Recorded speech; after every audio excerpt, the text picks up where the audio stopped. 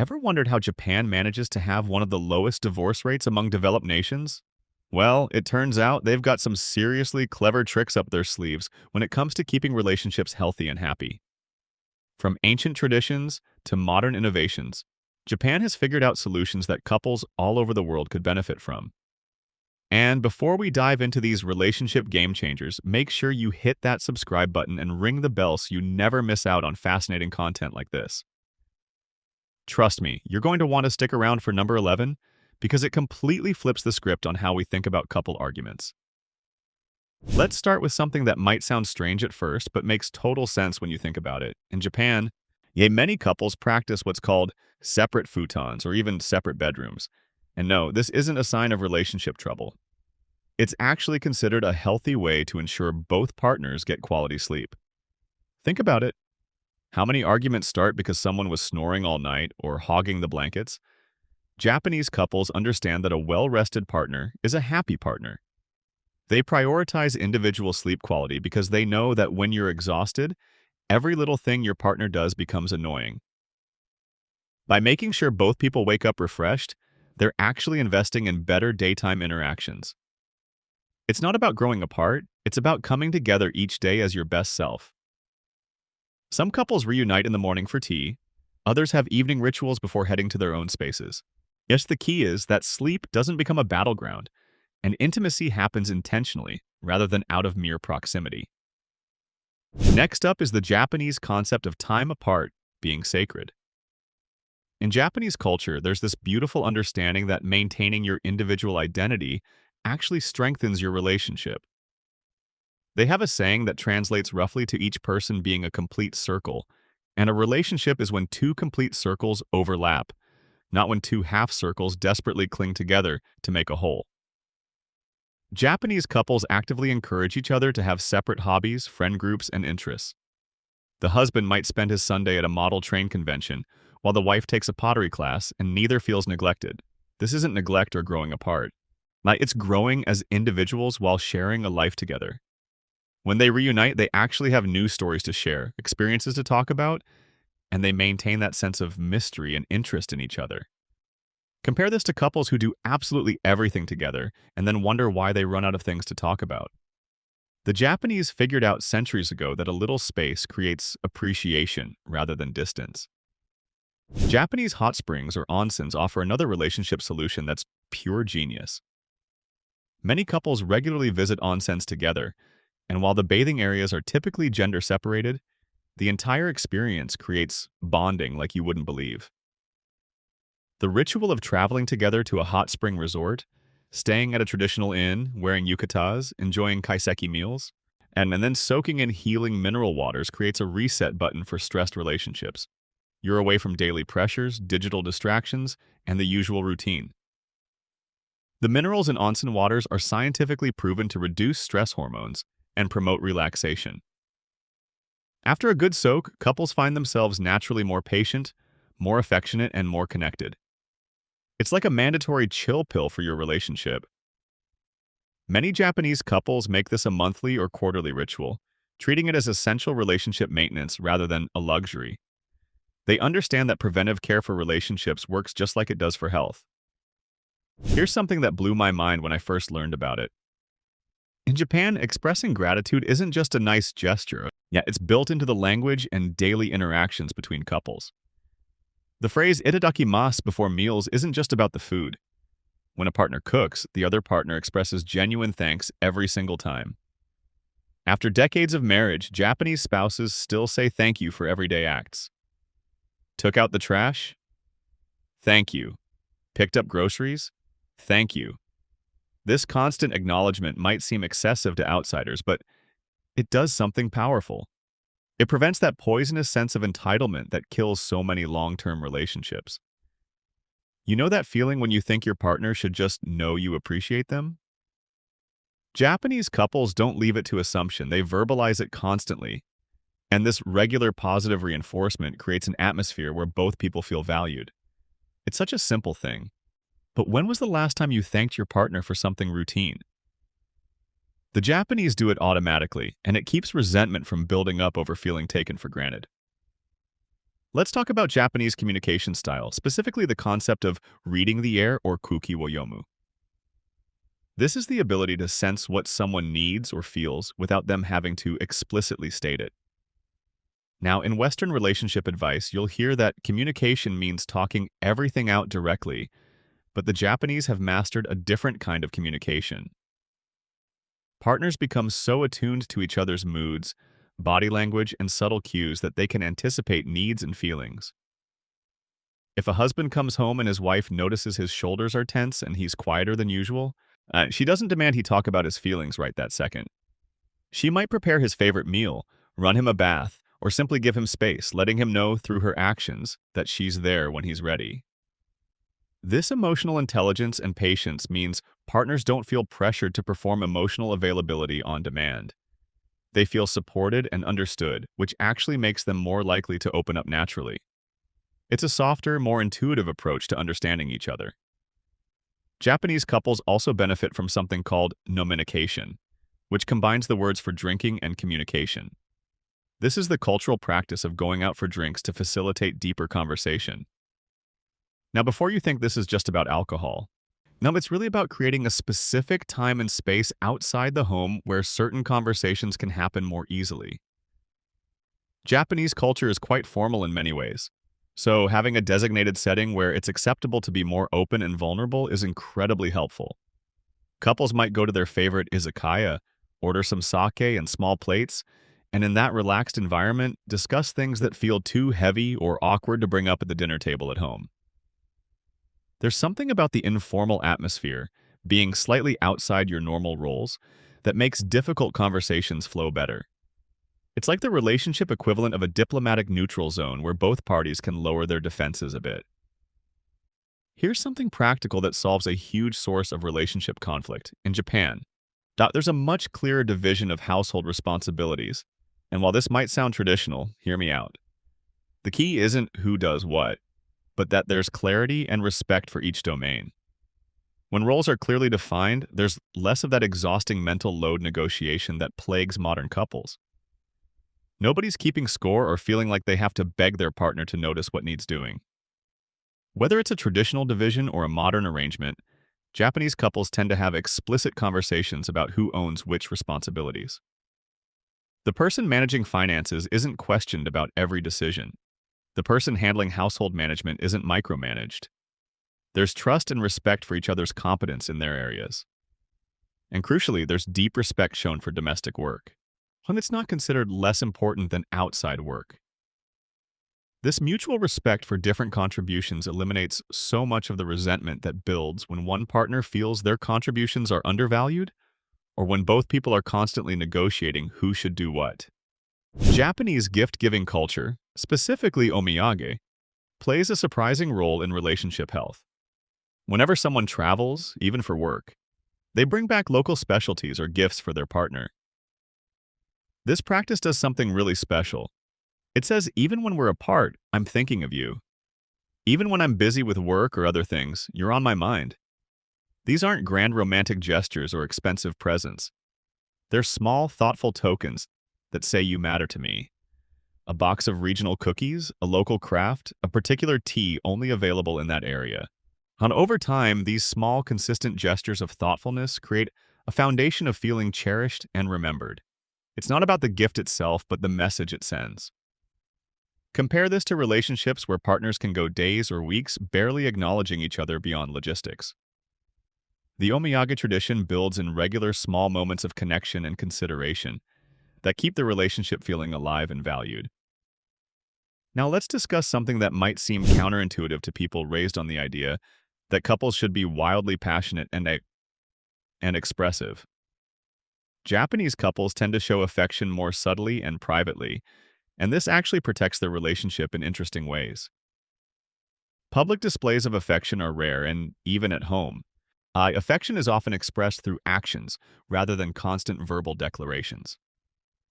This might sound cold, but there's wisdom here. When affection is quieter and more private, it becomes more genuine and less performative. Couples aren't constantly trying to prove their love to the outside world or even to each other through grand gestures. Instead, love is shown through preparing a perfect cup of tea, remembering a preference, a gentle touch on the shoulder, a knowing glance. These micro moments of connection actually create a deeper intimacy because they're just for the two people involved. There's no audience, no performance, just genuine care expressed in small ways throughout each day. It also means the relationship isn't subject to external validation or comparison, which protects it from a lot of modern pressures. Here's something fascinating about conflict resolution, Japanese style. There's a cultural emphasis on resolving issues before bed, but with a particular approach. Rather than the Western idea of hashing everything out no matter how long it takes, Japanese couples focus on restoring harmony, even if the specific issue isn't fully resolved. The priority is ensuring both people can sleep peacefully and face tomorrow together as a team. This might involve a simple apology, an acknowledgement of hurt feelings, or an agreement to discuss it further when emotions aren't running high. The wisdom here is recognizing that pushing through to complete resolution when you're both exhausted and emotional often makes things worse. By prioritizing the relationship over being right, couples maintain their foundation even when disagreements arise. They're essentially saying our connection matters more than winning this argument. Tomorrow, with clear heads, we can work on the specifics, but tonight, we remember we're on the same side. Japanese couples also benefit enormously from built-in social support structures. It's common for couples to socialize with other couples in very structured ways, through neighborhood associations, hobby groups, or children's school connections. These aren't random friend groups, but established networks where relationships between couples are maintained over years or decades. Having other couples who understand relationship challenges, who can offer perspective, who normalize the ups and downs of long-term partnership, is incredibly valuable. These friendships provide outlets for frustrations in healthy ways, offer reality checks when needed, and create accountability. When your social circle consists of other committed couples working on their relationships, you're more likely to work through difficulties rather than bail at the first sign of trouble. It's the opposite of having friends who encourage you to leave at every conflict.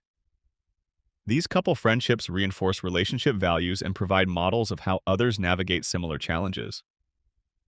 Let's talk about something really unique called Kiru no Hai, or respect for the age a day, but more broadly, the cultural emphasis on honoring long-term commitment. In Japan, there's deep cultural respect for couples who've been together for decades.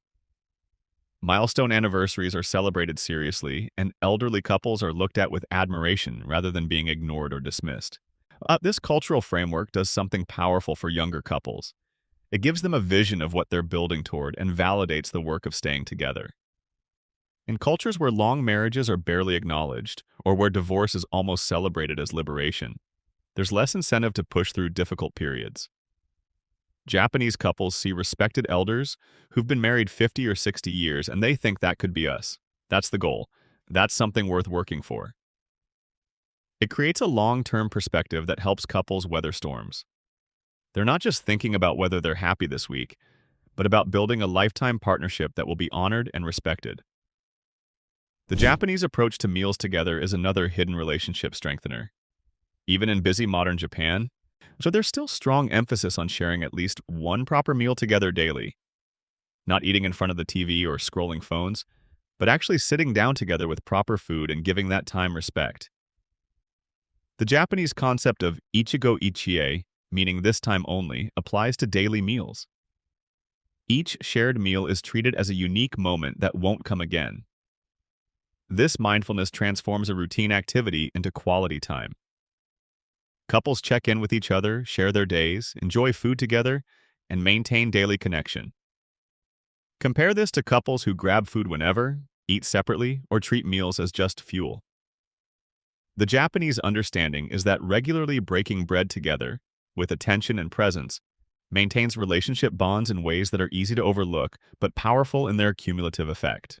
It's daily maintenance built into a necessity, which makes it sustainable. Here's something that addresses a major modern relationship killer: the Japanese approach to technology and phones. While Japan is incredibly high-tech, there are still strong cultural boundaries around phone use during personal time. It's considered quite rude to be on your phone when someone is talking to you, and many Japanese couples have implicit or explicit rules about phone-free time together. Bath time, meal time, and evening tea time are often completely device-free. This creates pockets of guaranteed attention and presence throughout the day. In an era where couples can be physically together but mentally miles apart, scrolling their individual feeds, this cultural norm protects quality time. When your partner knows they'll have your full attention during certain times each day, they don't feel the need to compete with devices or feel resentful about always coming second to a screen. It's such a simple boundary, but it preserves genuine connection in the digital age. The relationship gets protected time where both people are fully present, and that makes an enormous difference over months and years. Finally, let's talk about the Japanese concept of gammon, which roughly translates to enduring patience or perseverance with dignity. Now, this isn't about tolerating abuse or genuine incompatibility, but rather the understanding that all relationships require patience, and that discomfort or difficulty doesn't always mean something is wrong. Japanese couples are culturally equipped with the expectation that marriage will have challenging seasons, and that commitment means staying present through those times.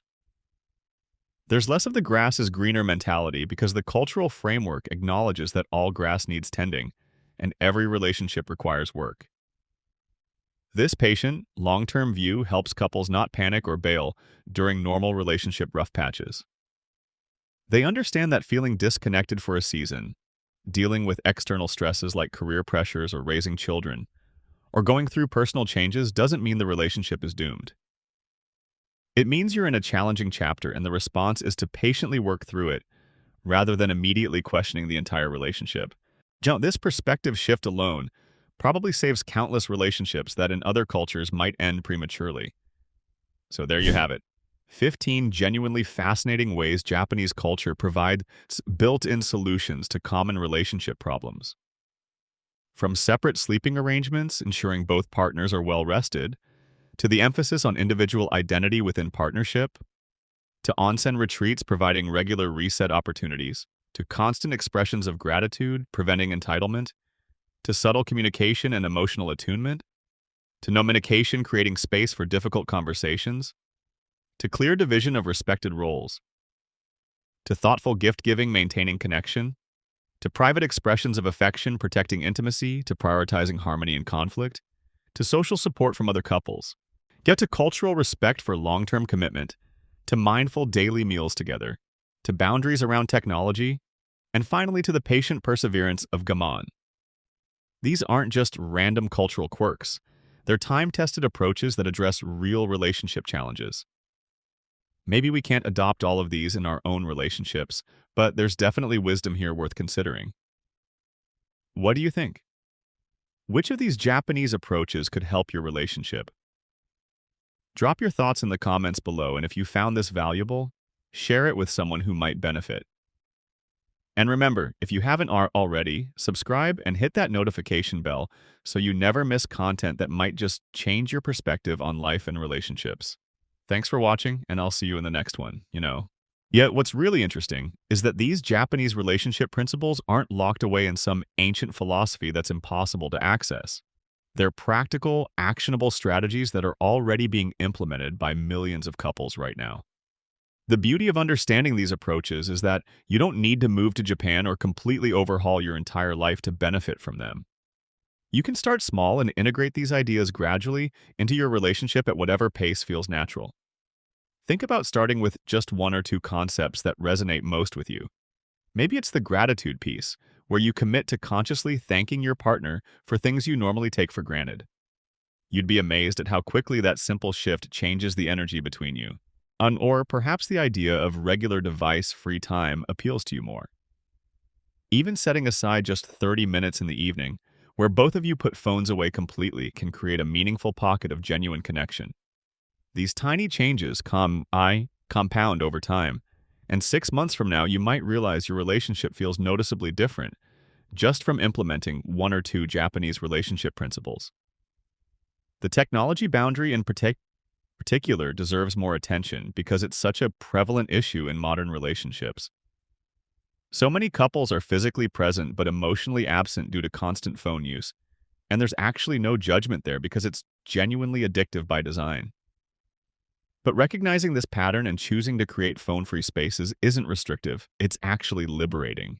Like when you know you have guaranteed time where your partner is fully present with you, where you're not competing with notifications and social media, there's an ease that develops. You can just be together without the nagging feeling that you're only getting half their attention. It transforms the quality of those moments. The mealtime concept is another one that's easily actionable and surprisingly impactful. You don't need fancy ingredients or elaborate cooking. Even a simple meal shared with full attention and presence works. Turn off the television, put the phones away, and actually look at each other while you eat. Ask real questions about each other's day. Listen to the answers. This is so basic, and yet so many couples have stopped doing it. Thus, the Japanese understanding that daily meals together are sacred bonding time isn't quaint or outdated. It's preventive relationship maintenance. These moments add up. Over a year, that's hundreds of instances where you're genuinely connecting and communicating. Over a decade, that's thousands. The relationship that does this is fundamentally different from one that doesn't.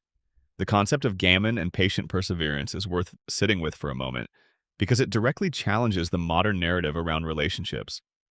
We're constantly fed the idea that if something isn't working immediately or effortlessly, we should leave and find someone better. Dating apps have trained us to think there's always a better option, just a swipe away. But the Japanese cultural perspective recognizes that all relationships require work, and that discomfort is normal and survivable. This isn't about staying in genuinely toxic situations, but rather about distinguishing between normal relationship challenges and true incompatibility. Normal challenges include going through stressful career periods, raising children, experiencing loss, navigating health issues, or simply growing as individuals. These create strain, but they don't mean the relationship is broken.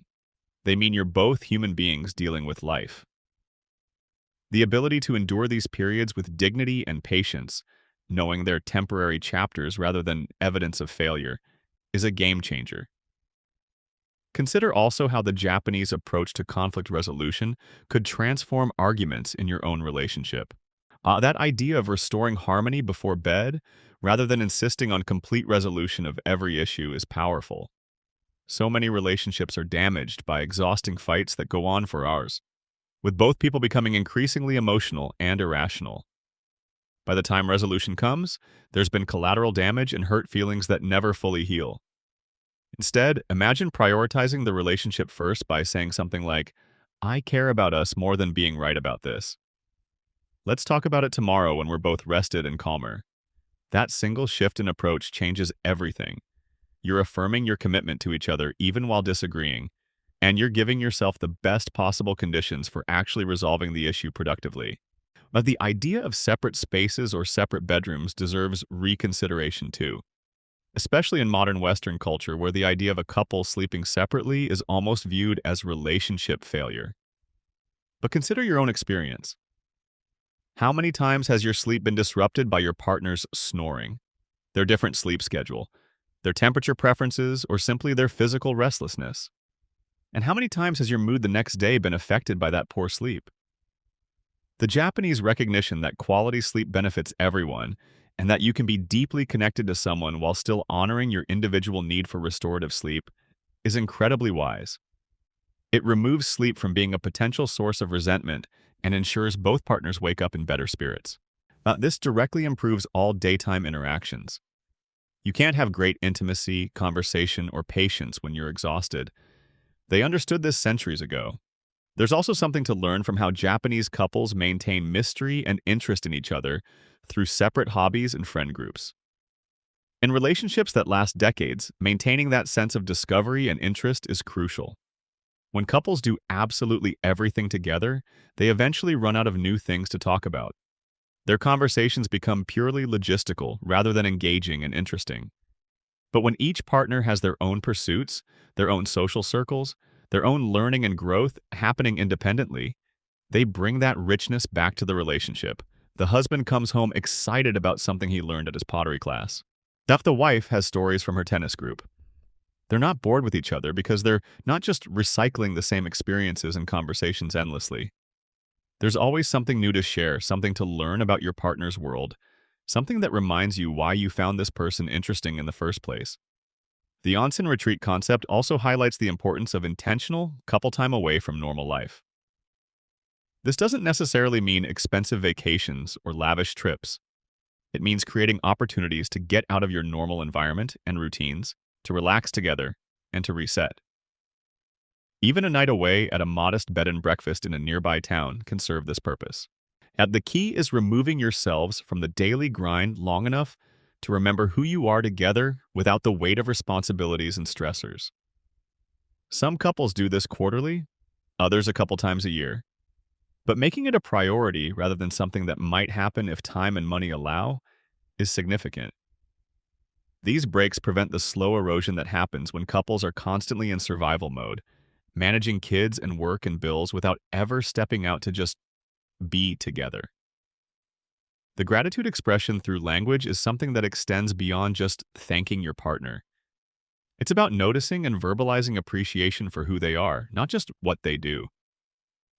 Telling your partner that you appreciate their honesty, their humor, their kindness, their loyalty, their forgiveness. Now, these affirmations of their character are different from thanking them for taking out the trash, though both matter. When someone consistently hears that they're valued as a person, not just as someone who performs tasks, it transforms their sense of security in the relationship. They don't just feel needed, they feel genuinely loved and appreciated. That distinction is important. The concept of kuki wo yomu, or reading. The air represents a kind of emotional intelligence that probably takes years to develop in a relationship, but it's worth working toward.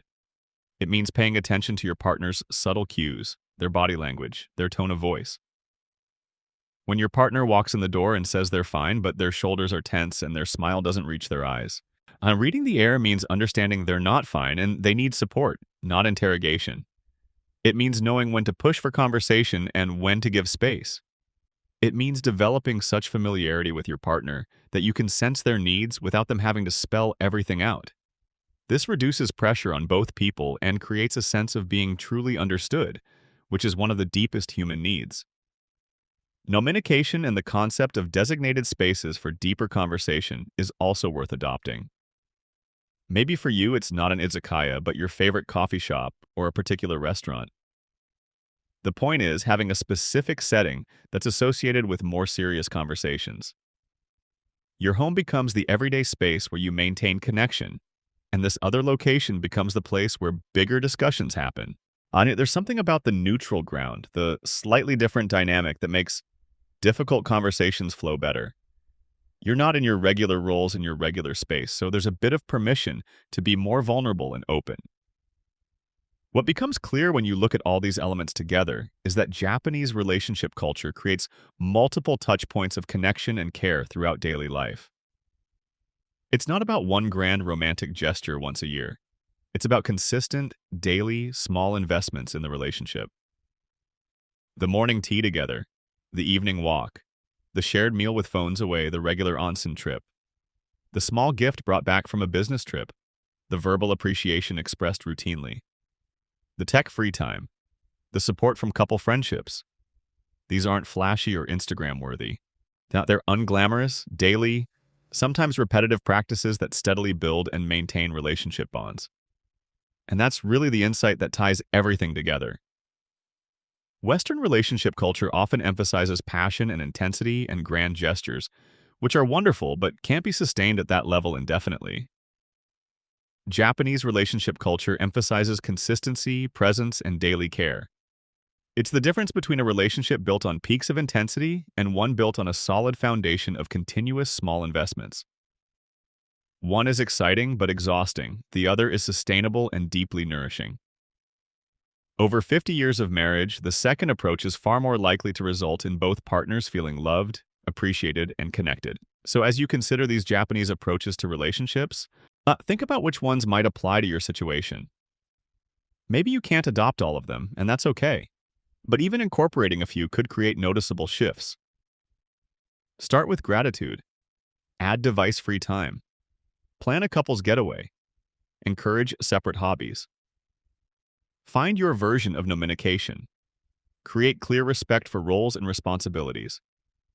These aren't complicated or expensive changes.